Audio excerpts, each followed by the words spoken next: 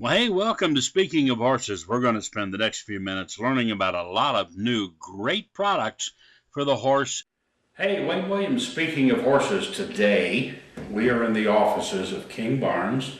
We are in New Holland, Pennsylvania. Dean Hoover is my guest, and Dean, we run into each other quite a bit at like Timonium Show, Horse World Expo, Harrisburg, just up the road, and a few other places, but tell us a little bit about your involvement with King Barns. What got you into working with King Barns? Because, you know, it's one of the top custom-built barn companies in the country, I think, and you guys do top-notch work. What got you into this field?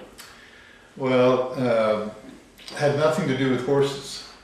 It was because I was a dairy farmer, and so I started at King as a dairy barn salesman.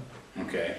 And I helped design dairy barns, and then I was here a while, and there was a great need for more design and sales in the equine area. So my good friend Dan kept telling me I should help him out. So that's how I got started with horse barns, and it's been a great trip.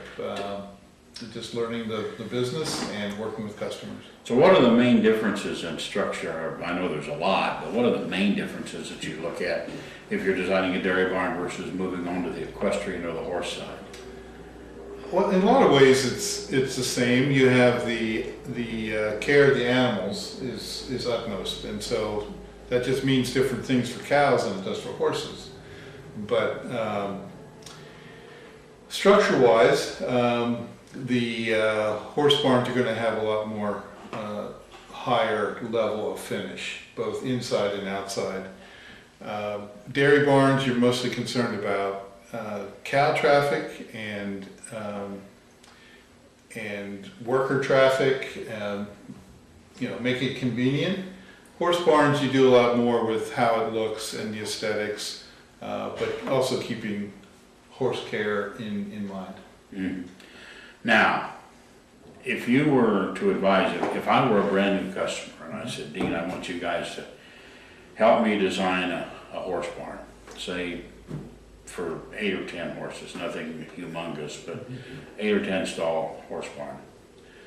What are the first considerations that you would go into before you started a design to try to determine, even though I may not know, to determine what it is I need to know? Where would I go? What would be your first questions? I know I'm not trying to put you on the spot, but your first questions to determine what their goal is, or what you would do. In other words, you know, what would you advise them about going out in that open field, out that window, saying, I want to put a barn right there with 8 horses, 8 horse stalls, you know. What are the first things you look for when you're designing that structure? Well, I mean, terrain, ground quality? Probably accessibility. Where's the driveway going to go? And so which side of the barn is going to be the entrance? And how's traffic going to flow? And that, along with the terrain, I think are the first 2 questions. So, you want to be at a high spot in the terrain if possible. You want to think about where the surface water is going to run off, but also then what do people see when they drive up the driveway to the barn, and so in that process I'm finding out if this is going to be a functional barn or if it's going to be a show barn. You know, how important is the aesthetics? And so within that framework then, you organize the stalls and organize the barn.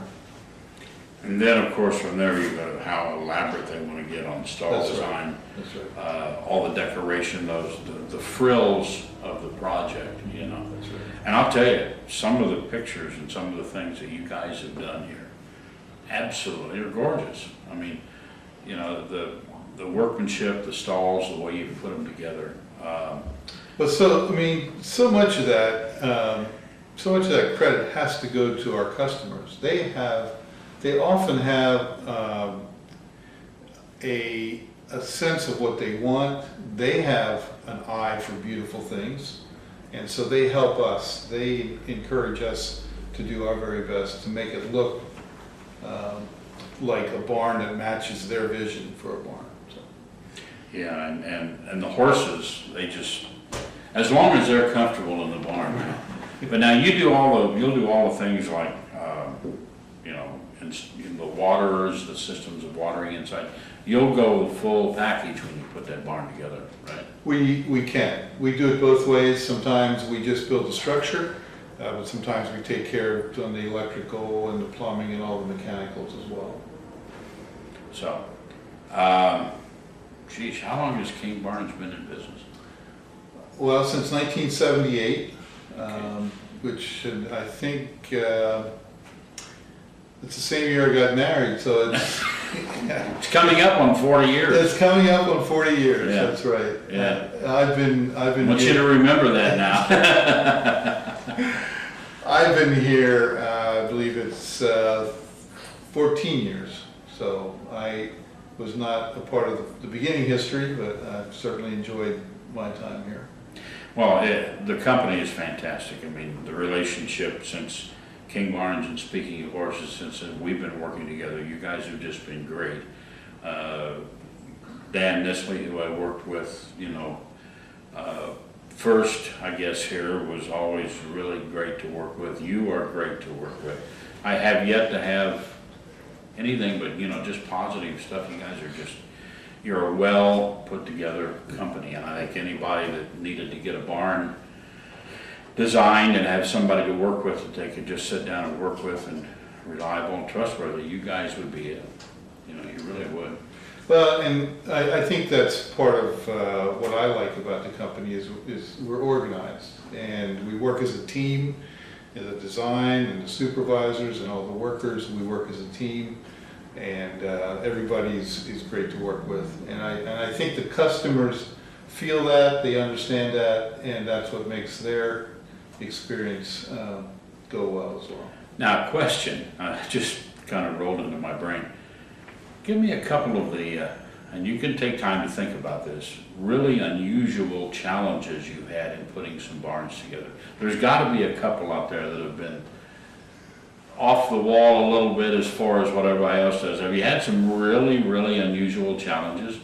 People wanting certain things in the barn or around the barn? Yes. I don't want to get anybody in trouble here. There's a sense in which each one has its challenges, but I'm thinking of a recent remodel job. We remodeled a bank barn, and the gal we worked for was wonderful. She was very detailed, and she was very artistic. She was an artist. And she had a vision of what she wanted, and hopefully we were able to accomplish that. But there was a lot of details, a lot of things that were not just typical. For instance, the window panes had to be a certain size.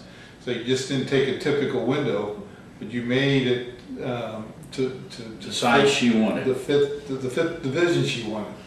And she now has a beautiful barn, and as far as I know, she's very happy, and that's what we strive for. But you see, that's where your ability to customize comes in. Yeah. You know, when you go to those specific sizes, and I go back to years ago when I sold truck equipment, you had your standard sizes of like booms for things. And if you got a spec where they wanted it 1 foot shorter or 1 foot longer or whatever, it can cost a fortune because now everything changes, okay?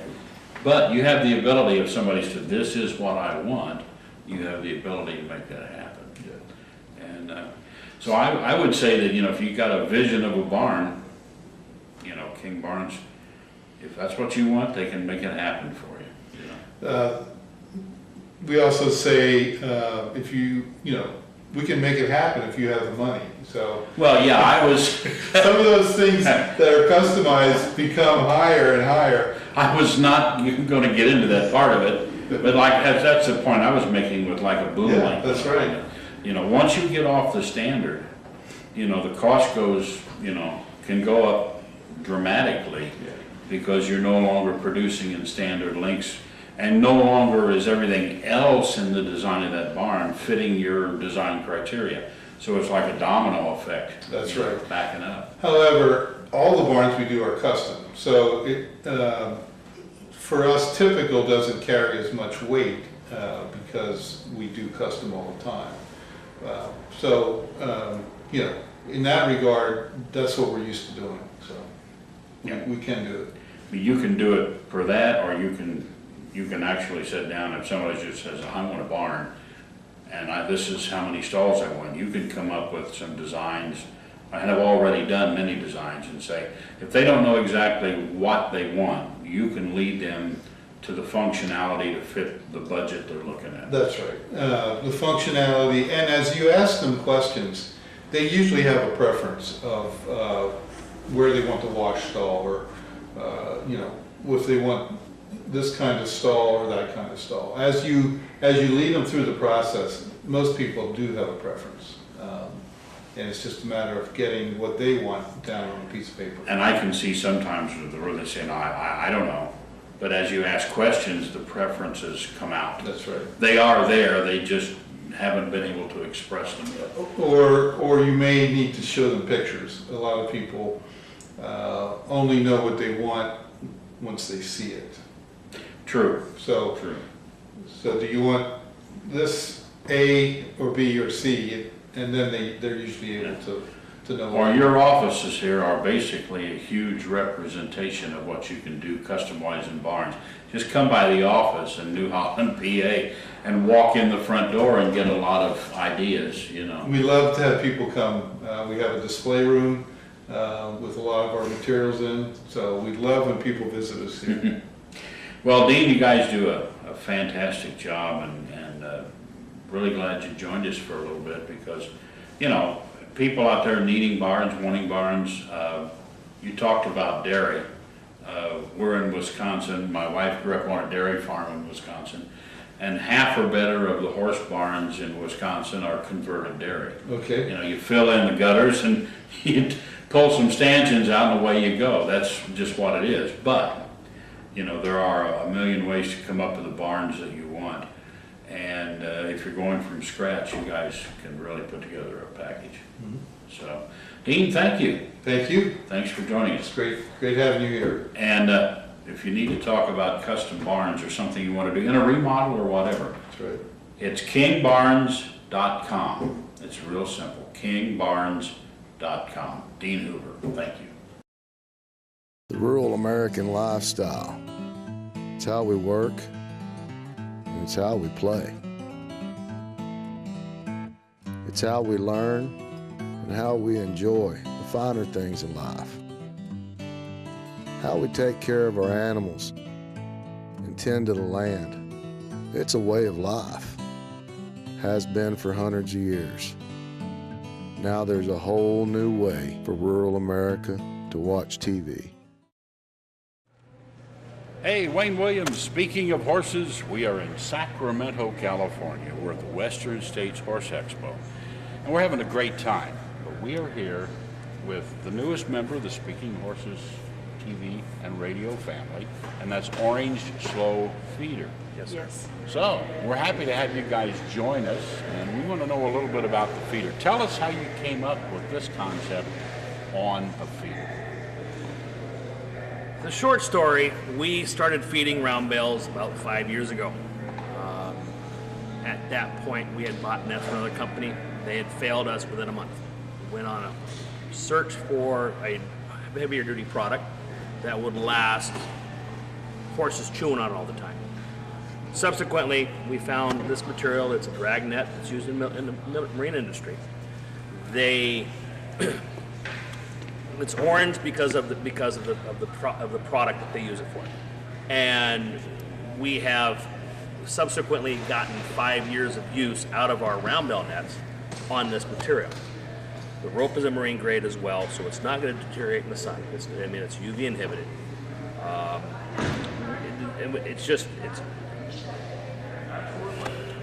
It just works. It just works. It's Right. just there. Right. The horses just don't chew through it very quickly. Well, see, you know, I've done a lot of trail riding, my wife and I have, and and over the course of years, you know, you always buy those hay bags that are, you know, $3.95 at the local tack auction. Yes. And you're lucky to get a summer out of them because, you know, they're cheap poly and the horse chews right through them. These, you know, are well worth the money because they last. Yes. And you don't have to worry about them ripping the thing up or getting hung up in the thing if you happen to have it on a high line or a picket line. Yes. The material is a polyethylene, so it is UV inhibited. It doesn't absorb bacteria, so it won't absorb the poop and pee even if you throw it on the ground. So, and it doesn't freeze. So if you're in the Midwest or the East Coast, it does not freeze. Alaska, we've had lots of testimonies where people called us and said, this is just great because we didn't have to bring our net in to thaw it out to be able to use it again. Right, because the cheap polys, the moisture gets in around them, Yes. and they freeze stiff, and then you can't do anything with them Yes. until you thaw them out. You're Yes. right. Now, you guys live in Washington. state of Washington. Yes. So you do run into a lot of that cold Yes. weather. And mud. And mud. Last Mud. year we were in the 12s for about 2 weeks, Okay, and because we feed 4x5 round bales. right. After a while, when they deplete, we got to take them in and refill them. It moved just like if it was during the middle of summer. Now, you've got these in all sizes. You've got some that go way up to round bale big. There's a picture up here on the TV of a huge feeder. Tell us about the size range. We have a multitude of different sizes. Our smallest one holds a flake of a 3-tie West Coast bale or 2 flakes of a standard 2-tie bale. From there, we have a net that holds 3 to 5 flakes of a 2-tie or 3 flakes of a 3-tie. And we have what I call pumpkin, which is basically your competition bag. It will hold 5 flakes or 30 pounds of hay for your competing horses that want to have feeding for them all the time. Then we go up to our square bales. We have our small square bales. We have the small Colorado or East Coast bale, which is your 2-tie, 42-inch tall. Then we have the regular 3-tie, which is a West Coast 125-pound alfalfa or a grass bale. Then we go from there to our round bales, 4x4, 4x5, 5x5. We are working on a 6x6. We have nets for a 3-4-8 square bale and also for a 4-4-8 square bale. So you have a whole range size covered if you want to hang that small bag on a high line all the way up to the big stuff, and it's all out of this wonderful material. Yes. And this doesn't freeze, it doesn't wick in the moisture, therefore No, it it does doesn't not. freeze. All right. Yeah. And they're very well made. I love the way they're knotted through here. Is that a proprietary system right there? What it is when we order the material from the loom, Yeah. we order it comes about 1,000 feet long, our widths. We have to cut it down, and that's where we hem it. And this is the way you hem it. And that's actually, we actually had somebody in the fishing industry show us how to tie How do we the even tie hem, that so it how won't to- come so it apart? won't come Yes. apart. That is actually the strongest part of the net. And actually, when it comes to using this stuff, if you go to anybody in the marine industry, They know exactly they what know this- exactly Yes, what they to do do. with ropes. And they look at this. Oh, this is dragnet. This is some really heavy duty stuff. And you just haven't seen it used before In in the- hay feed. Yes. It's really great. All right, so how do people get a hold of you? How do they contact you? Our website is orangeslowfeeder.com. Our numbers are on there. Easiest way would be either to call one of us or send us an email via the website. And we have been running into them at various horse expos around the country, and they're going to continue to expand Midwest, East. Yes. Yes. And you're going to be able to find them at certain events, or you can always check them out on the website. And it's a great product. I mean, I just love the way it's built. And you only have to look at it once in your hand like this to tell this ain't your standard hay bag that you buy for $3.95, Yes. right? Exactly. This is really a good product. So, Now, Orange Slow Feeder. Orange Slow Feeder. Our prices are a little bit more expensive, but simply because you're getting the life out of the material. When you Sure. figure you're getting 3 to 4 years of life out of a $35 or a $45 net compared to That's something. a The week. overall owner cost for a period of time is Yes. less. Yes. Because you don't have to buy one of these every spring when you start Correct. riding. Yes. Correct. Yes. You know, I know I'm lucky because if I had some of those cheapies, and I use them in the horse trailer as well, and then you take them out and put them on the High Line, and boy, if you can get the whole summer out of them, you've done very well. Yes. You know, and these are going to last you for several years. Yes. You know, I'll bet you that after a year or two of usage, you can hardly tell they've been used. Correct. We have one that is actually behind you that is 18 months old. It was under a horse that was destroying everything under the moon in 24 hours. It looks practically, Let's show that one. this is that net. That was used And this is a new one. 24/7, 365 for 18 months under And a horse named Sarge. And I'm holding the one that was used. Hold that one up, and there is the new one. And I'll tell you, I'm looking at them right here, and you can hardly tell it. Just a little bit slight deterioration in the orange You can tell color is on it. A little bit on the Yeah, on the knots but that's where it's it. But been- this Yep. has got years left in it. Yes. Absolutely. Yes. Yeah. Fantastic. Yes. All right. Well, it's, you know, we're glad to have you joining Speaking of Horses in our sponsorship program, and it's going to be a great product to promote. I love it. I look at it, and I know. See, you can go spend that. You can buy that cheap, and you can buy one all the time. Yes. Yes. Or you can buy one of these and get many years out of it. Yeah. And, it's like I was listening to one of the clinicians yesterday here who said, I'm going to sell you a truck, but it only stops half the time. Yes. Do you want it? And we can't tell you which half it's going to stop, so we don't know when it's going to stop. But if it's, you know, it may or may not stop. Right. You want to spend a little bit more money for one you know is going to stop Yes. every time. Or one, Yes. or one that has Exactly. blinkers. We're glad to have them with us here on Speaking of Horses. OrangeSlowFeeder.com. Check it out. Thank you. Very much. Thank you. Oh, you are welcome. Thank you. Thank you very much.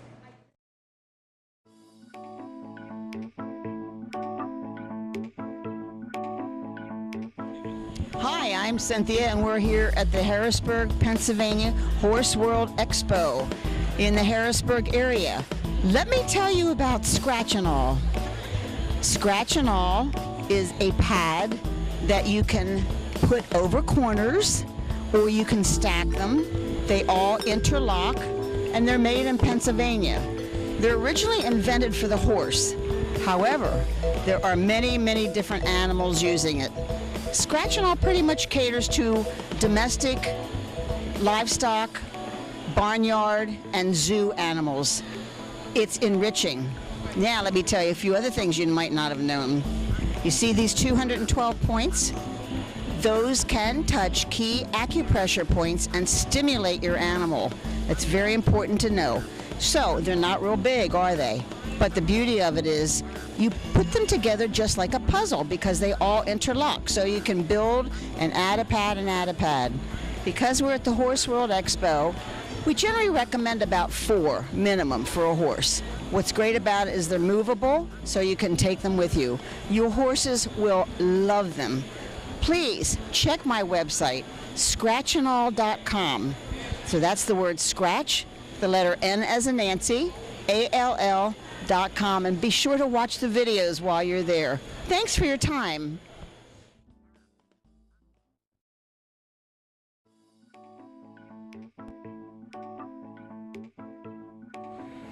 Hi, my name is Julie Hazeltine, and I have Woodside DP Saddlery, and I'm here in Madison at the Midwest Horse Fair, and I am a dealer for DP Saddlery. It's a German company, and we have all disciplines, and all breeds can use our saddles. And one of the nice features that we have that is the best feature of all is we have the adjustable gullet. You don't have to take anything apart. All you do is you take this Allen wrench that we provide you and you put it in the slot and you just turn and adjust the saddle accordingly. And when you get the right fit, it just stays in place right where you leave it. And we can fit a wide variety of horses, the narrow withered, tall withered horses and the wide ones. And the underside of our saddle, as you can see, we have the English Wolflock panels. We have multiple places to put the billets, so in case you need to have it more forward or backward. And like for instance on this one, the fenders hang on there just like a leather would, so that they come off easily and they don't torque your knee like when you're trying to break in a Western saddle. They flip really easily. And the back has a nice swallowtail design, so they are a relatively short saddle, but the back is intentionally goes up so that you're not pressing into the loin. So we can also fit many short back horses. And I am Woodside DP Saddlery. My name is Julie Hazeltine. My email is juliemarie.h@gmail.com, and I'm located in Evansville, and I can communicate and sell to whoever. Well, I have been in horses all of my life. I loved horses. I had a mentor start me in rodeo when I was 14. And so he taught me the business, and I was in the professional barrel racing for a while. And then I switched disciplines to dressage, and I showed and did that for a number of years. And I've always just taken a few lessons. And I like to ride in the mountains and the deserts and everywhere in between. And the reason I was drawn to this saddle company is I was looking for a saddle that was not fatiguing for my horse or myself, and we could do long hours. And my dressage saddle did not fit the bill. So I found this company because it disperses your weight over a wider surface area, so your horse isn't fatigued after all day, and neither are you. And so we have a lot of these crossovers. This is like a Spanish or a Portuguese or a Baroque style. That's very popular.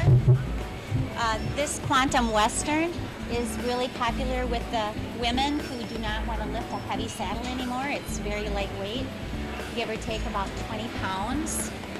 And we have, and here's a crossover.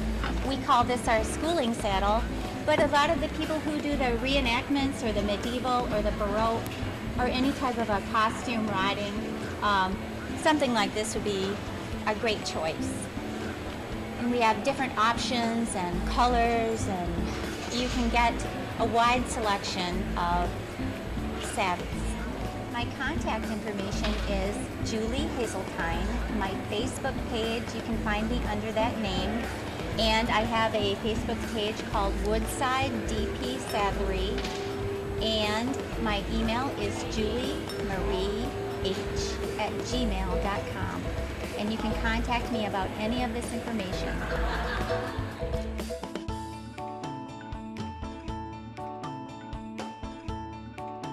They are our family, and we only want the best for them. No standing water means clean, good tasting, algae-free, mosquito-free, and virus-free water. No risk of electric shock, no risk of fire from faulty wiring. Cool water in the summer, warm water in the winter. Water delivered fresh from the water supply at 50 degrees year-round. Drinking Post Water.